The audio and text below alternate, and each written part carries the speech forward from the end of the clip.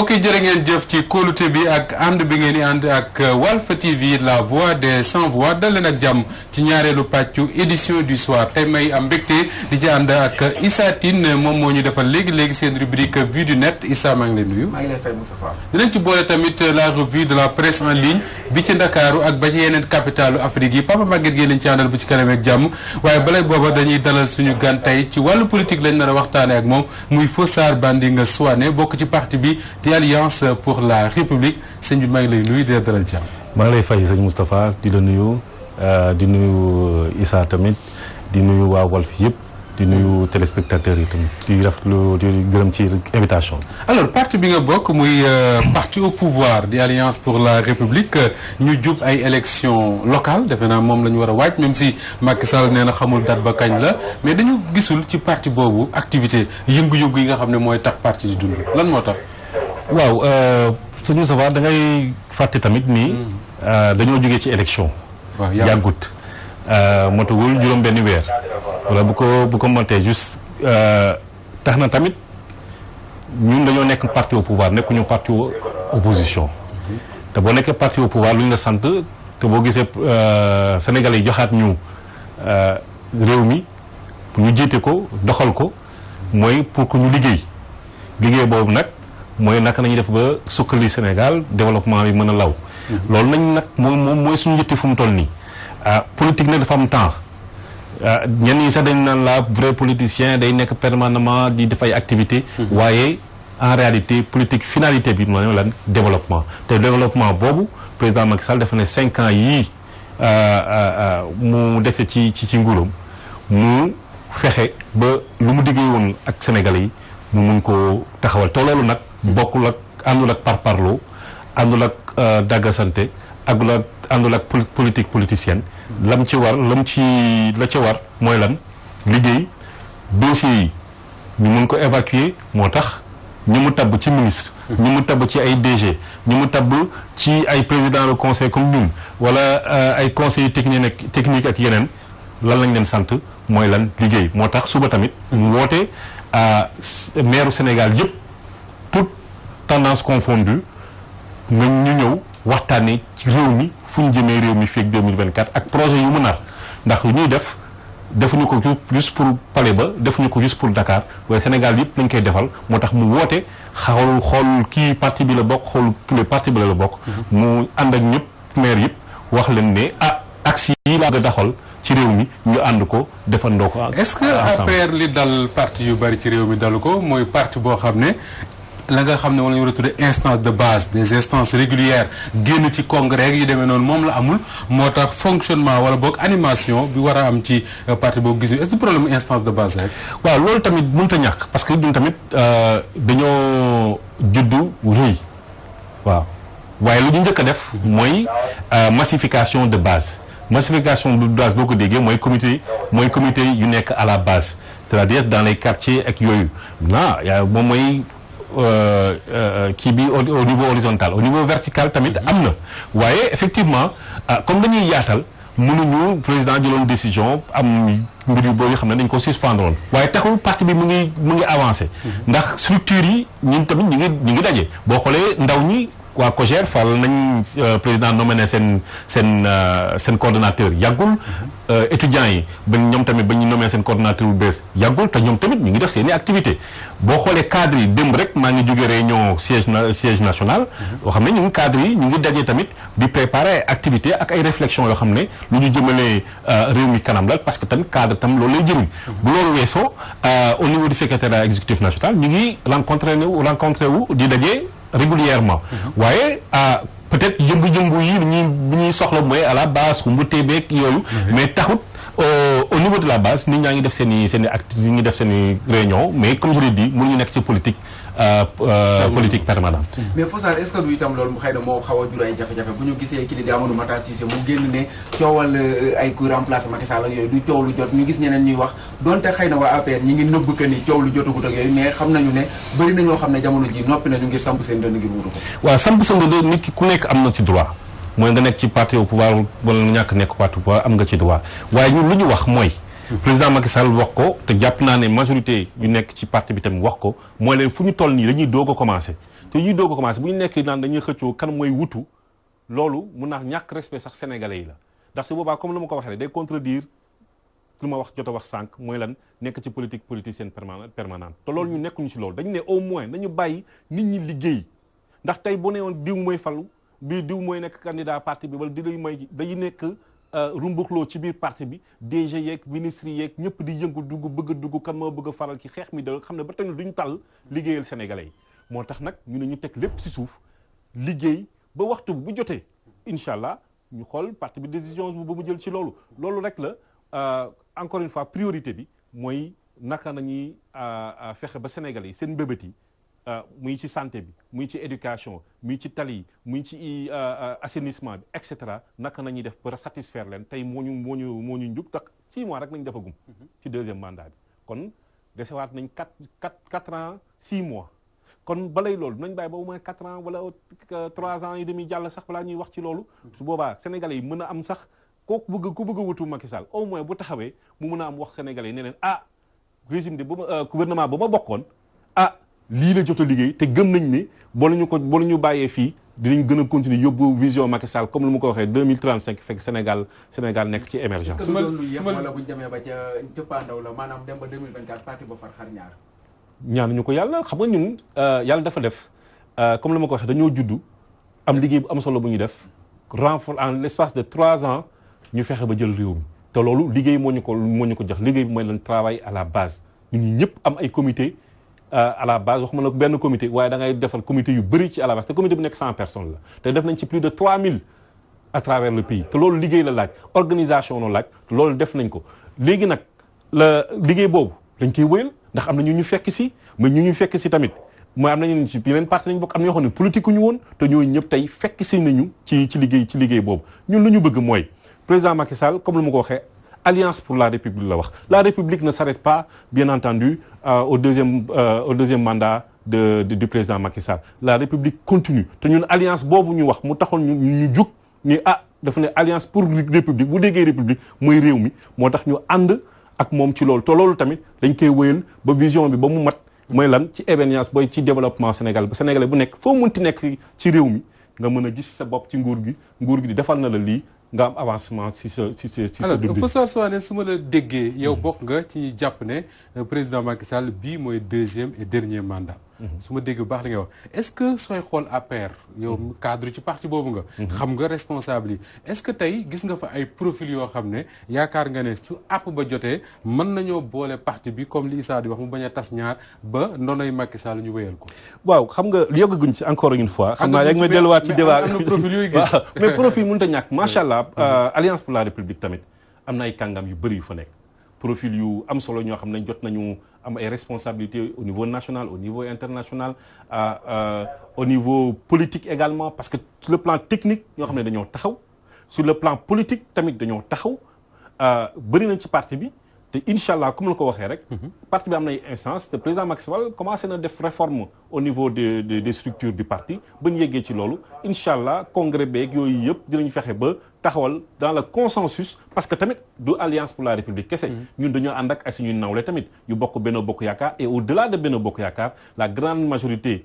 présidentielle nekk fi ñun ñëpp dañ toog waxtaan. parce que bu ñu ko bëgg mais ñoom ñëpp wax nañ ne muy ñi ngeen bokkal Benno ñi ngeen bokkal ci yeneen ci beneen sous coalition yi wax nañ clairement ne ñoom contrat bi ñu diggee woon mooy contrat ak Macky Sall ñaari mandat yi jeex na pare nañ ci donc ñoom xanaa du ñoom ngeen yaakaar nag pour continuer waaw xam nga tabax réew ñoom peut-être mën na am ñoom seen candidat mën na am sax ñoom ñu nekk seen candidat nekk candidat parti bi tout est possible mu nekk candidat coalition bi tëjuñu dara ay waxtaan la te waxtaan boobu la ñuy xool kan moo gën ci Sénégal donc loolu tamit bu ñu ci yeggee incha allah dinañ ko waxtaanee ci biir parti bi ak suñu coalition te incha allah gëm naa ne Sénégalais yi ak wóolute ak résultat positif bu ñu leen dara jox ñun tam dinañ ñu bàyyi ñu leen 4 ans 6 mois pour régler loolu yow yaa ko wax sànq mais loo xam ne moom Macky Sall mi ngi koy régler ñu ciy teg suñu bët mooy la promotion des transhumants ñu bari ci biir APR dañ la koy wax Issa dañ lay woo sax naan la ñun on ne comprend pas notre président parce que ñi transhumé bërki Dembo Ndiaye mu jox leen ay postes de responsabilité alors que parti bi am na ay cadres yoo xam ne mën nañu assumer lu ci nekk defalu leen dara lan moo tax Macky Sall soxla di def la promotion des transhumants waaw xam nga réew am ko rek déjà maanaam fexe ba nga jot ci réew politiquement dafa jafe. dafa laaj ay inconditionnel maanaam militants yi base yi fa nekkoon ak yow de première heure yi ak yow. ñu ngeen liggéey ba taxawal parti bi ba moom ay fondement yu dëgër. waaye tamit da nga soxla ñeneen ñëw fekk si la ba ñuy fàttali tamit ba ñuy gagné 2012. premier tour bi 26% la ñu amoon ñeneen ñi ñëw jàppale ñu ci coalition ñu créé coalition Benno Bokk Yaakaar ba tey ba ñuy yegg fu ñuy yegg. depuis boobu perte ñu benn élection yaakaar na juróomi élection yoo xam ne tegaloo nañu lépp ñu ngi koy gagné que loolu lu ñu ko may mooy coalition bi président tam Macky Sall dafa am lu mu wax. dafa ne moom kese mënut il faut que ñëpp jàpp si parce que Sénégal ku fi taxaw naan man kese maa mën man kese mun loolu mënut a nekk loolu yàlla rek a ko mën. moo tax mu ne sénégalais compétence am fu mu mënti nekk mu andi ko boole ko donte nag. métti na effectivement ci waa Alliance pour la République effectivement mu bëri ay kàngam yu fa nekk sur le plan technique sur le plan politique yoo xam ne vraiment mérité nañu ñu jàppale ñu leen jox leen nombre tànk au-delà du ay séddoo sax. ñu wane li ñu mën. waaw ñu wane li ñu mën du ay séddoo sax waaye sur le plan technique. démb rek comme la ma ko waxee fekk naa ay cadre démb ci suñu siège national. mais cadre yoo xam ne macha allah ay ingénieurs yoo xam ne sur le plan international dañu wane seen taxawaay des financiers yoo xam ne ñu ngi ci ay cabinets yu mag. à travers le monde yoo xam ne tey dañu ñooy nekk représentant man xaw ma woon ne sax ñu am nañ cadre yu toll noonu yoo xam ne ci ay cabinets yoo xam ne ñoom ñooy noté ay réew. ñu bokk nañ si suñuy cadre donc ñooñu ñëpp te pourtant yàgg nañ ci parti bi tamit. effectivement mérité nañu ñu kii leen waaye nag comme la ma ko waxee politique dafa laaj nga dajale nga additionné quelquefois dafa laaj ay politique ay calcul yi ngay def. parce que tamit di nga gis koo xam ne dafa nekk ci goxam. goxam boobu mu nekk nag yow loo fa def dafa fekk ni waa gox bi moom lañ bëgg boo bëggee gagné tamit dafa laaj politiquement nga xëcc kooku mu ñëw. justement Fossard est-ce que du loolu mooy liy tardeel réew bi au-delà de l'APR ak régime Macky Sall mooy di joxe ay poste parce que politiquement da nga yaakaar ne gox boobu su fekkee ne soit ne am na fay responsabilité mën nañ koo gagner est-ce que du loolu mooy li tardeel réew bi xëcc ko Moustapha balaa muy jàll fexe xëcc ko à tout prix. déet xam nga politique depuis Mathusalem maanaam ba politique di politique noonu la mos a dox depuis ancienne Rome ba ci grec yi ba tey ba ñu yegg si ba Sénégal fii ba lu ñu nekk 2019 bii ñu nekk. politique ak réew bu mu munti doon noonu lay doxee tey boo demee réew yu mel ni Angleterre yu mel ni États-Unis yu mel ni France tey Macron ñun ñoo taxawal ñun ñoo nekk ci biir gouvernement am. c'est des gens yoo xam ne ñu ngi ci woon ci parti socialiste. am ñoo xam ne ñu ngi woon ci UMP ci droite bi. ñooñu ñëpp la xëcc ñu dugal leen ci gouvernement am pour lan liggéeyal réew mi boo demee ci États-Unis mais di nga fa fekk ay conservateurs tey yoo xam ne ñoo gënoon a bañ kii comment il s'appelle Trump ak ñeneen ñoo xam ne ñoo gën a dur encore mais ñun ñëpp lan lañ kii. pour lan politiquement nag lañ soxla ñi transhumé ñun tubaab bi transhumé. non c'est la même chose. ba mu la waxee. Edouard Philippe droite la nekkoon. on lui a proposé de diriger un gouvernement non Edouard Philippe dañ ko proposé diriger un gouvernement xam ne dañ ne ko clairement c'est pas un gouvernement de gauche. waaw mais Macron c'est un gouvernement qui Macron gauche la. oui mais Macron suwaane nañ d'accord da nga d'accord ak man que ni Macron n'applique pas une politique de gauche. waaw mais ce qu'il fait n'a rien à voir avec une politique de gauche. xam nga Macky Sall libéral la. mais pourtant ñenn ñi nee nañ du appliqué wul une politique libérale. il est plus une politique sociale. c'est la même chose l'essentiel mooy lan naka la ñuy def compétence boobu au-delà de la question politique. mais est-ce que nit ki am na compétence pour liggéey ci liñ ko nar a dégg. te looloo am solo te yaakaar naa ne président Macky Sall à chaque fois buy jël décision ñaari aspects yooyu lay jël. sur le plan technique et sur le plan politique nga boole ñaari xëcc nit ki mu ñëw liggéey parce que il ne sert à rien. bu fekkee ne yow politique rek nga mën ñu xëcc la jox la poste. da ngay gën a yàqal président que di ko defaral. est-ce que ñi donc moo tax muy ñoo xam ne itam politique rek lañ mën nga baal ma. soo jëlee ñoo xam ne politique rek lañ mën. Issa soo jëlee Thierno Lo bi diriger tey jii conseil d'administration conseil de surveillance bu TER. nga jël Modou Diagne Fada bi diriger tey jii Sonacos gisuma techniquement lu ñu lëppale yow. attention techniquement je parle pas politique. waaw techniquement gisuma lu lëppale yow. bokkuma sax xam naa sama Thierno Lo. su ma jëlee kaam. vraiment métti nañu bëri ci waa APR duñ ko nëbb waaye sur le plan technique ku mel ni Youssou Touré wax na ko mu leer franchement sur le plan technique Thierno Lo avant même muy ñëw ci Abdoulaye Wade kàngam la woon ci techniquement fu mu nekkoon expert la woon dama fàtte domaine bi affaire froid yooyu dama fàtte ci domaine bu mu nekkoon mais Abdoulaye boo gisee mu ne woon jëli ko avant politique même c'était Abdoulaye Wade demul jëli ko c'est parce que il était avec Iba Der Thiam Abdoulaye Wade jël ko waaw mais xam nañ ne techniquement c'est un expert dans ce domaine loolu il faut nga nangul ko même bu fekkee ñun voilà demel loolu il faut moins nit ki moom mënuñu ko suulal loolu keneen ki Modou Diagne Fada am na parcours am bu mu def il a été ministre successivement l'environnement jeunesse et cetera am na parcours am en plus de cela il a été maire président conseil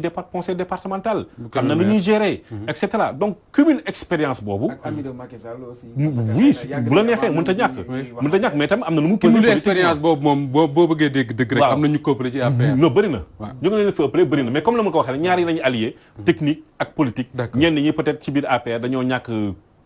politique mais bëri technique loolu tam am na mais en tout cas le président Macky Sall gëm naa ne commencé na ko di surtout dans les jeunes cadres mu ngi ci am jéego yu am solo ñu ci def ñu koy encouragé na mu gën a doxal loolu parce que tey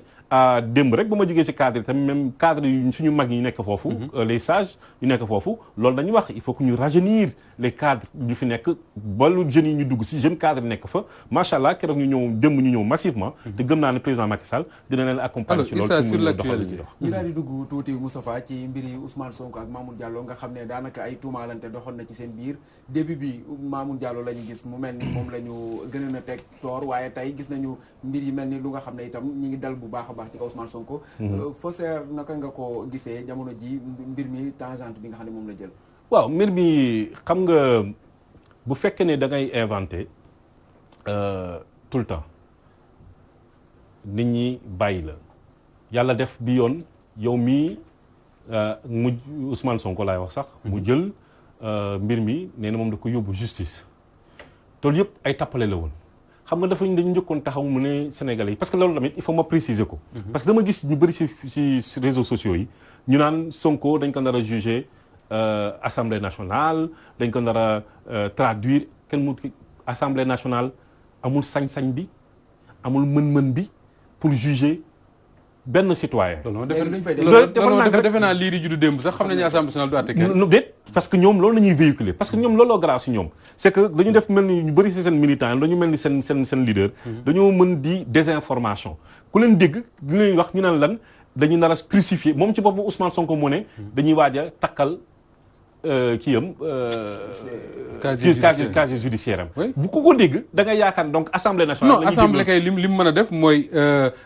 envoyer un dossier au procureur de la République pour demander procureur demander lever immunité parlementaire ñu lever ko ñu dem àtte ji ko. loolu kay assemblée mën na ko mais àtte Ousmane Sonko moom kenn waxul ne assemblée. actuellement dossier bi c'est dafa simple. Ousmane Sonko. moom moo accusé kenn accusé wul Ousmane Sonko ba léegi. dëgg la kenn accusé wu ko Ousmane Sonko moo accusé ay nit. bu njëkk ba mu déposer plainte xam nga def mat na 2 ans. presque 1 an et demi quelque chose comme ça. la taxaw Sénégal yi ne man damaa déposer plainte contre Mamour Diallo. ba keroog ba lettre bi nit ñi publier lettre bi. lettre bi ba la gisee bu mu bind du ma ne plainte bi lettre la bind procureur. ku ko liir nga gisoo fa turu Mamour Diallo. mais wax na ci ne même rek xaaral dafa def même rek. ma leeral lettre bi amul turu Mamour Diallo dafa def plainte contre X la def X nag moom mooy alaxam. ba pare ne dafa ay soupçon waaw dafa nang de dafa ne am na ay soupçon de détournement waxul turu nit ki et pourtant bu taxawee ci médias yi dafa ne man damaa porter plainte contre Mamour Diallo alors que ci procureur bindu fa turu kenn ensuite dafa ne détournement de deniers publics un citoyen loolu maanaam ñàkk a xam la wala pour tromperie la un citoyen mënul porter plainte pour détournement de deniers publics loolu état moom mii ñu dénk deniers publics l'agence judiciaire de l'état maanaam avocat wu état moom kese moo am droit porter plainte pour détournement de deniers publics loolu ñaari erreur yu grave la wala tentative la pour nax nit ñi plainte ba mu njëkk a déposé ci procureur ba muy wax ba léegi naan moom moo ko déposé depuis 1 an et demi contre X la woon maanaam ala xam bu ñu ci woon turu kenn bañ demee ba tey parce que bu fekkoon ne da ko defoon tey assemblée nationale du autosaisir ba ñaan day yóbbu def commission d'enquête parlementaire ensuite ba mu lu mu déposé tamit au niveau de l'IGE ak OFNAC ak yooyu X la fa la dama may rek ba terminer ñu nga baal parce que temps bi aussi dañ koy suuraale bu baax a baax bu ñu gisee tey assemblée nationale ni muy doxee jamono ji ñu gis fi nga xam ne fi la dossier bi toll Ousmane Sonko buy wax ñu leeral ko newul que ni carrément dañu bëgg a yàq casier judiciaire am assemblée nationale mais ñëpp xam nañ ne assemblée daanaka seen ab liggéey bu paree mën nañ ko caa taxal ba nga xam ne bu demee ca procureur mooy dañ ko koy joxe ne ko am rayal mu ray dama ne encore une fois yow munoo wax loolu parce que yow gisuloo ki moom moo ne diw moo sàcc 94 milliards assemblée ci loolu la taxaw woo ñëpp ñu nekkoon ci dossier bi maanaam famille yi lébu yu ci bokkoon yu ci bokk waa Sofico yu ci bokk moom Ousmane Sonko en tant que moom mi accusateur waaye tamit en tant que membre du cabinet Atlas ak kan son partenaire lu mu tudd sax déedéet pas Tahirou moom Sofico comment il s'appelle encore mu ngi tudd Ismaïla Ba Ismaïla Ba moo xam ne moo nekk gérant wu Atlas bu cabinet wu Sonko ak gérant wu Mercalès nga xam ne ñoom ñaar ñoo signé woon ak une partie famille yu lébu yi pour am commission 12% ci xaalis boobu lettre bii nii ma yor Mercalès moo ko def Mercalès mooy cabinet Ismaïla Ba muy partenaire Ousmane Sonko kan la ko bind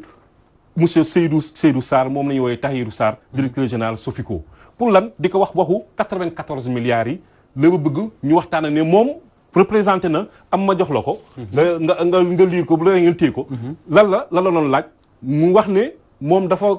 représenté une partie des familles lébu yoo xam ne 250 hectares yi mooy TF boobu tey nga xam ne évalué nañ ko ci 94 milliards moom mu jàpp ne léegi lu ñu fay famille yi gum dafa néew dafa bëgg ñu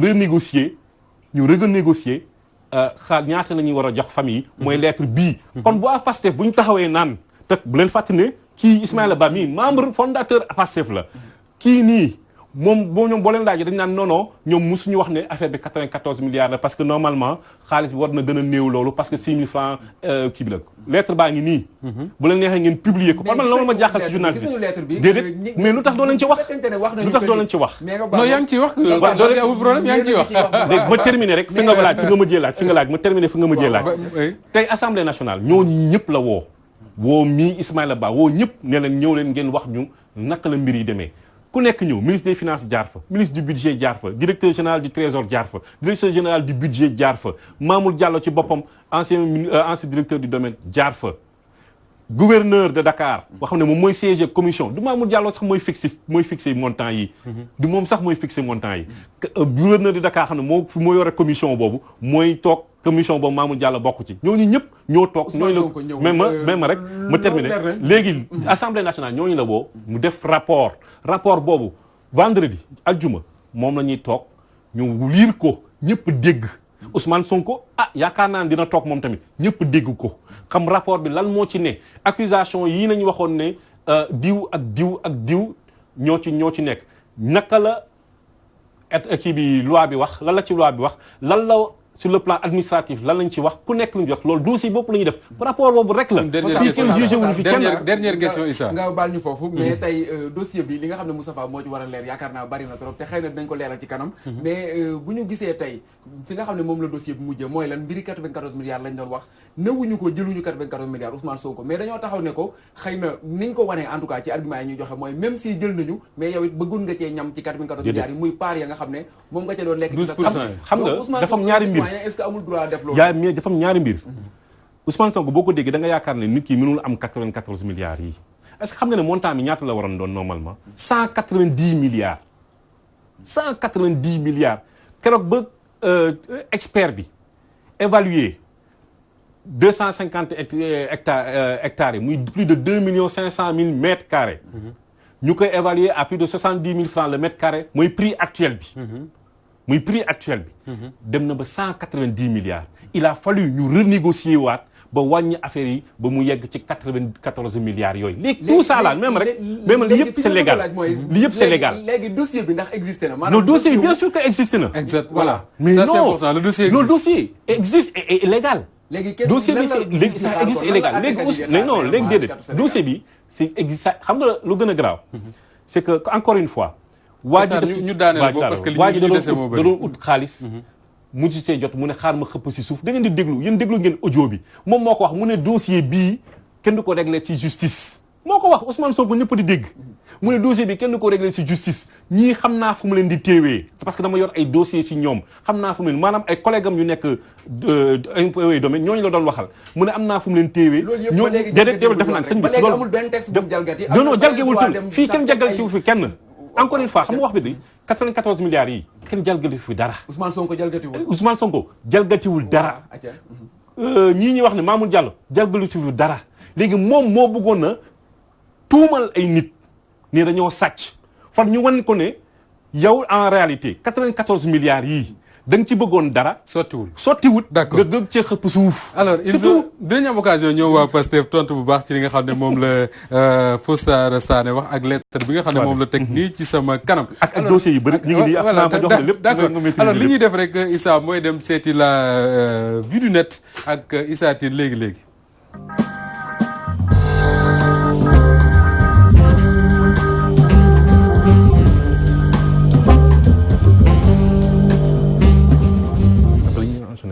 non dañuy bàyyi journal bi. ok alors Issa Tine ak ci vue du net.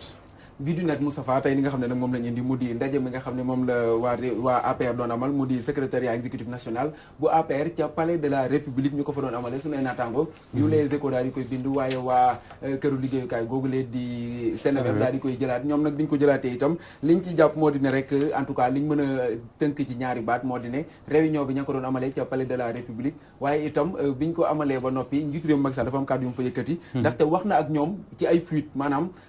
la nga xam ne moom lañ wax bu ñu ko jël di ko génne di ko tasaare nettali gi ñuy nettali donc dànkaafu na leen ci bu baax a baax Moustapha c'est pas la première fois nag moom président Macky Sall muy dànkaaf mas na fi wax sax ay ministre am ne li ñuy waxtaane foofu biir conseil des ministres bëggatul muy génn ci presse bi mais li mu war a xam xëy na moom président Macky Sall moo di ne gaayam yooyu ku ci nekk da ngaa am sa ay journaliste yoo xam ne soo génnee woo leen ne leen lii la gars yi waxante alors ñu commenté ko bu baax ci net bi ñu dem directement ci commentaire yi Moustapha ki nga xam ne moo njëkk a commentaire gravissime la tuddee boppam moom nag dafa wax ne rek bu fekkente ne njiitu réew mi Macky Sall nii la ko waxee en tout cas doon na loo xam ne lu yéeme la te itam sax am na ci naqar moom nag mu jàpp ne moom mi nga xam ne moo war a saytu démocratie bu réewum Sénégal bu fekkente ne moo koy amale nii di tere ñi nga xam ne ñoo di waa parti am ñu wax dëgg askanu Sénégal moom jàpp na ne lu ko jaaxal la waaye itam bu waxee ci ay fuite daanaka joxe na information capitale keneen moo ko wax Moustapha moom nag li mu wax moo di ne bu dee wax na ne bu leen joxe fuite information capitale la information mooy lan am na lu fa doon nëbb donc keneen ñëw ne moom itam lan la président Macky Sall di comploter ak ña nga xam ne ñoo fa nekkoon ca biir palais de la République am keneen itam koo xam ne moo ci topp moom nag MK la tuddee boppam mu daal di ne palais de la république lan la fa réunion APR di wuti ba ñu di ko fa defee bu fekkente ne ñenn dañ koy tontu ne ko yàgg nañ ko fay def loolu itam du loo xam ne en tout cas démocratie wu Sénégal maye na ko donc parti socialiste doon na ko def Iba Der Thiam kaas ko ñu bàyyi ko dem di ko defee assemblée nationale Ablaye Wade ñëw di ko defee biir palais wax nañ ci wax mënuñ ci dara Macky Sall ñëw di wéy di ko defee biir palais mu ñëw di ko dolli keneen itam ñaari rek moo ci des mu di kenn koo xam ne nee na nag askanu Sénégal bu fekkente ne yenn ci ay réunion yu am secret saa su nekk bu ñu fa demee secret boobu dañ koy génne loolu itam mën na waral nag daanaka ñàkk sérieux ñoom moo waral itam xëy na ñu dànkaafu leen ki nga xam ne moo ko jeexal moom dafa lépp turam mu ne Donald Trump la gëm donc mooy mentoram kon moom itam faaw mu def ni Donald Trump di def yaakaar naa moom it kon xam na système américain na lay doxee d'accord sant gërëm ñeel na ko moom Issa Tine Fossar Banding soirée maa ngi lay gërëm bu baax jërëjëf sëñ Moustapha nekk suñu gan tey ci l'édition du soir di fàttali ne léegi-léegi ci kanam dañuy àndaat waxtaane waat ko ci kàllamay tubaab dinañ ko gën a yaatu lu gën a yaatu waaye dañuy tàggoo rek ak la revue de la presse en ligne ak Papa Maguette Gueye bu ñu jógee Khady Sylla mooy ñëw toog tijjil ñu pàcc bi ñu jagleel kàllamay tubaab ak li nga xam ne mooy le journal de 20h moo koy jërë ngeen jëf ba ci kanam ak jàmm.